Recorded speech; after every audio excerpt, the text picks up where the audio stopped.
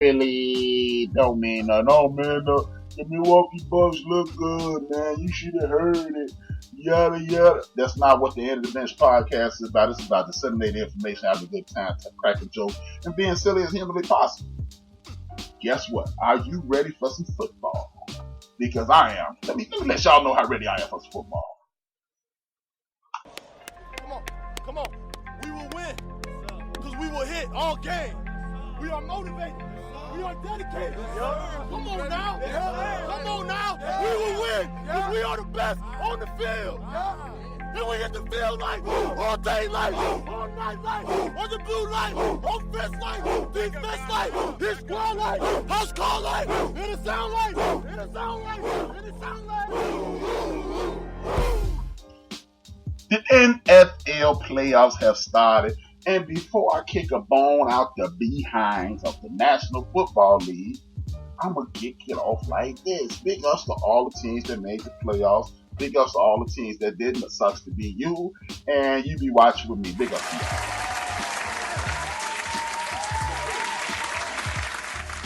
you. Now, with that being said, I want to go over the fact that I'm pissed off with the national media.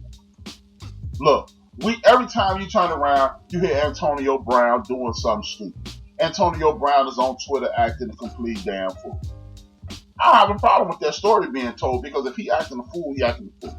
Look, AB is on the childish side of the game, and he needs to grow up fast. Look, y'all know I'm about getting that paper, getting as popular as you can if you're an athlete, maximizing that popularity by getting endorsement money and so forth and so on. But AB has tricked himself out of helmet money. He done tricked himself out of Nike money. He done tricked himself out of Raider money. And he may not have tricked himself out that $9 million from the Patriots, because, as we know, the Patriots full of shit. But I don't have no problem with those stories being told, because AB is jumping out the window every time he does. I ain't mad at mainstream media for that.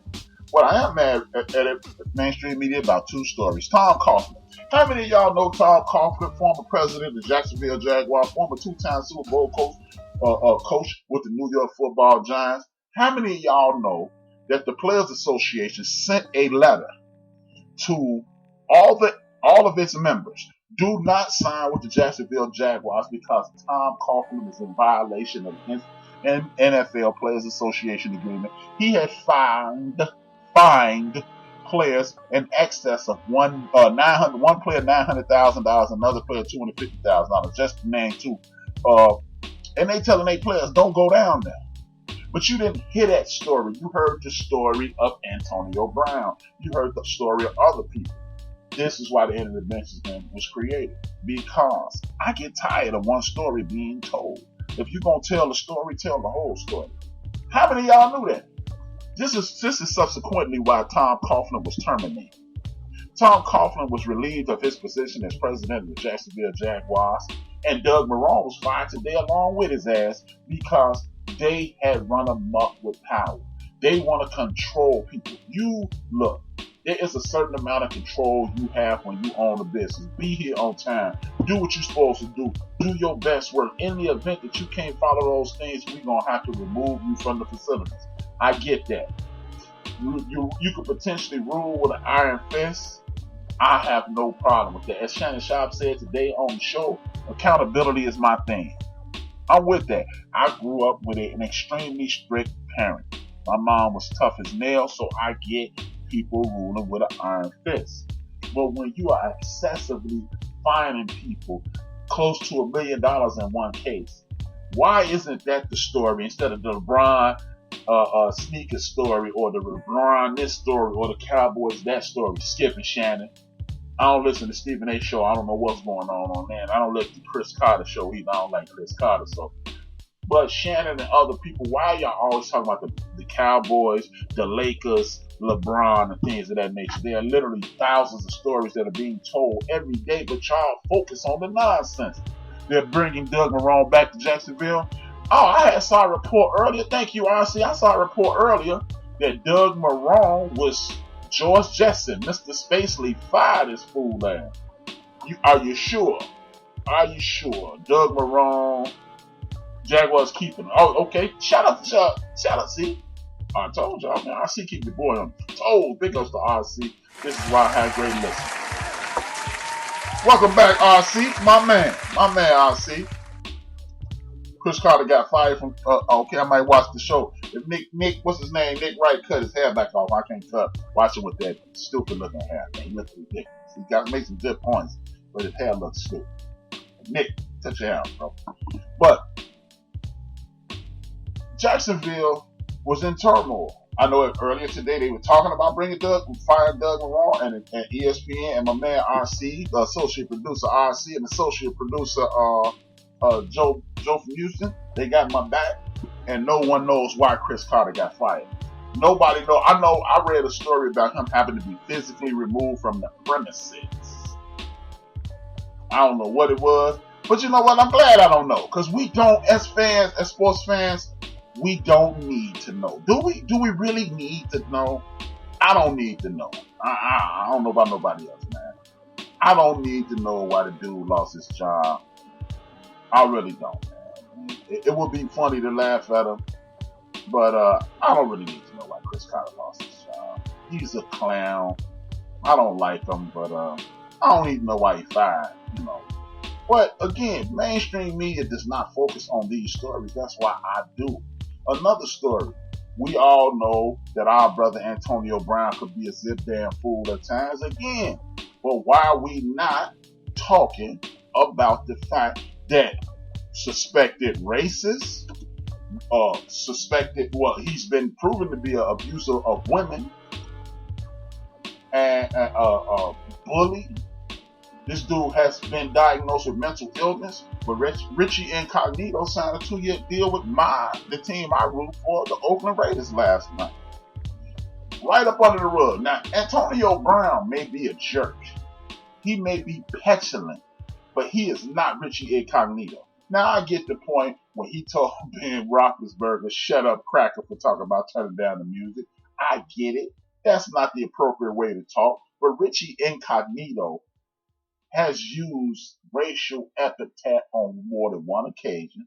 He has been wrestled to the ground by law enforcement. He has been committed to a mental institution.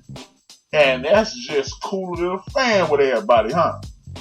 But we're not talking about that. See, this is what pisses me off about the National Football League and the mainstream media. We cannot allow people to get away with these stories. Not at all, man. Now, another thing is the Atlanta Falcons. Their coach was retained. A lot of people in Atlanta, I've heard people on other shows, and I saw, I keep my ear to the ground in regards to Twitter and things like that. A lot of Atlanta Falcons, big ups to my man Jeezy on Twitter. He's a big time Atlanta Hawks fan. Big ups to my brother. I understand that the Atlanta Hawks fans are upset, but y'all know how I feel about this. I don't give a damn about the Atlanta Hawks fan base or anything that's going on in Atlanta. But what I do understand is, as I say this every week, continuity is king. Look, get out your feelings, Hawks fans. Hawks fans, get out of your feelings. Look at it this way. I want you to go up to Detroit, and then I want you to take that short flight from Detroit to Cleveland. And then I want you to fly back down to Atlanta. Now, if you've been to Detroit, you've been to Cleveland, the only two teams in the National Football League to never go to the Super Bowl with some tenure. I understand Jacksonville ain't made it either, but they got tenure. The Cleveland Browns and the Detroit Lions. Now, over the last 4 years, all three of those teams have received new coaches. Over the last 3 years, y'all got a quarterback that y'all got faith in. Over the last 4 years, y'all have fired, the other two have fired their coaches twice. Jim Caldwell and another coach has been fired out of Detroit. 3 coaches have been fired in Cleveland. Now, let's go down to Atlanta. They hired this coach here. He's gone to won the division title, gone to the playoffs. And then he has another season where he went all the way to the Super Bowl and coached Matt Ryan to league MVP. Last season, They were riddled with injuries. I'm not counting that against him. You cannot, I don't give a damn. Everybody not Mike Tomlin. You can't hold that against them. The entire secondary goes down. The best pass rush. There were so many players got hurt on the this last year. I'm not holding in against the coach. But then, this season, they started off horrible. He got it together at the end. I think he has earned, at a minimum, 16 more games. Because, look, what are you going to do? Hire a new coach. He comes in, has a good year, and then he has a bad year, and you fire him. It is about consistency. The same message, the same time. I've said this to listeners in the past, and I'll say this today. Look, you can be mad at the Atlanta Falcons. Oh, man, if it was a brother. Oh, man, if it was this, it was that. But you just don't have one bad season and fire people if you want to be successful. Again, look at Detroit. Look at Cleveland as the prototypes. Look at the Oakland Raiders, another team that has had 8 to 10 coaches they've had like 6 coaches over the last 10 to 12 years. Ask me how well have the Raiders done. They suck all. They stink all to be damned.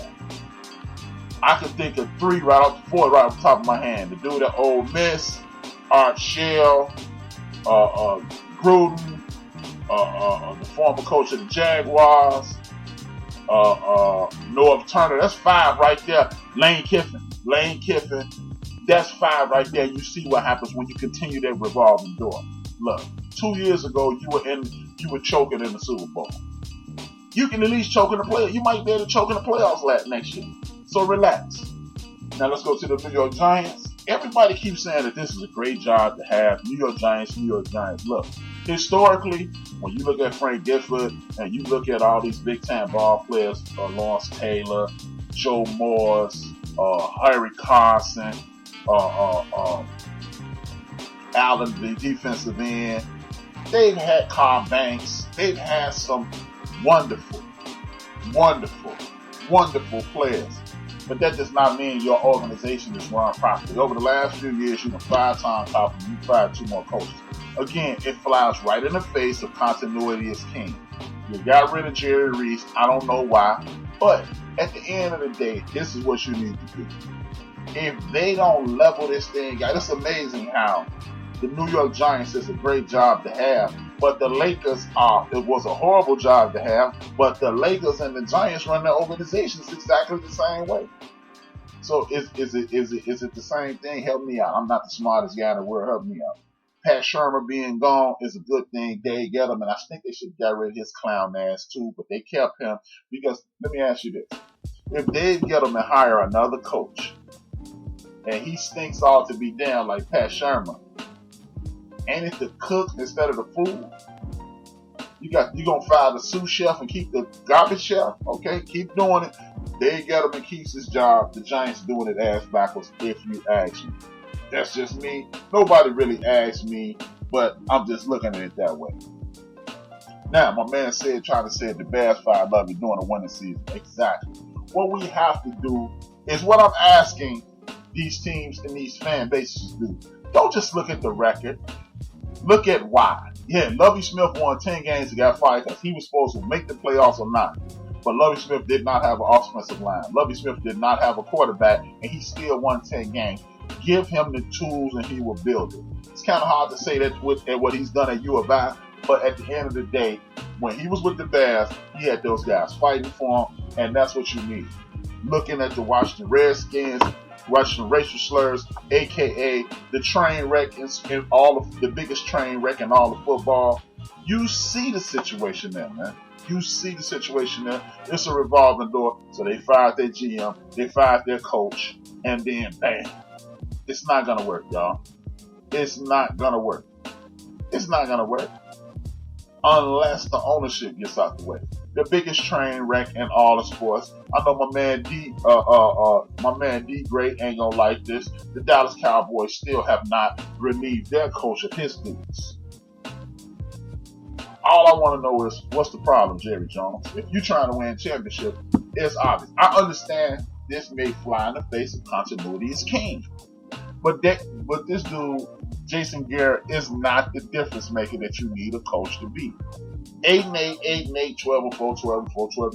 He's up and down every year. Look, The good thing is he's never had a bad season. He's only had 1 or 2 poor seasons.